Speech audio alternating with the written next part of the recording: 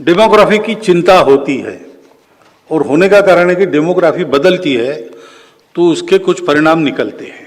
देश का विभाजन एक परिणाम है।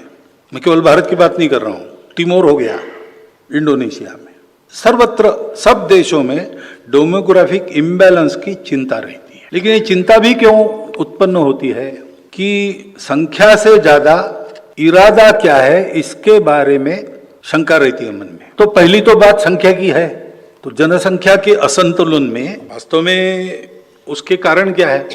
पहला कारण है मतांतरण, कन्वर्शन, जो भारतीय परंपरा का हिस्सा नहीं है। और कैथोलिक चर्च के लोग हमको बताते कि हम नहीं करते, तो कहीं ना कहीं क्रिश्चियनिटी में भी उसको ठीक नहीं माना जाता, ऐसा एक प्रवाह है। और परसों उलेमाओं से बात हुई तो उन्होंने हमको बताया, मदरसों के टीचर्स से बात हुई कि इस्लाम में भी मना है।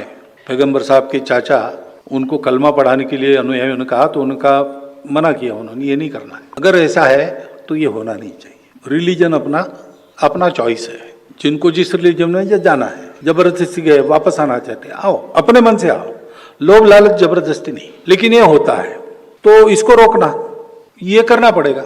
दूसरी बात है घुसपैठ। तो ये ठीक है कि हमारा डीएनए सबका एक है, लेकिन व्यवस्थाएं होती है।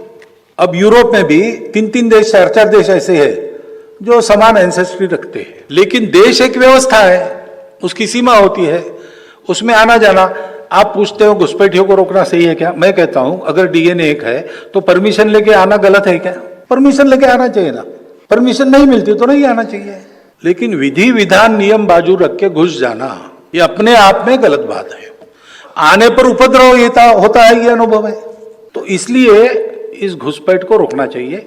कुछ तो सरकार रोक सकती है, सरकार कुछ प्रयास कर रही है, धीरे धीरे आगे बढ़ रहे हैं। परंतु समाज के हाथ में है कि हम अपने देश में रोजगार अपने देश के लोगों को देंगे। अपने देश में भी मुसलमान नागरिक है, उनको भी रोजगार की जरूरत है। मुसलमान को रोजगार दे रहे हैं तो उनको दीजिए, जो बाहर से आए उसको क्यों दे रहे? उनके देश की व्यवस्था उन्होंने करनी चाहिए। या फिर है परमिशन लेकर आकर जॉब करने वाले लोग सब देशों में हैं, हमारे यहां भी ऐसे हो सकते हैं।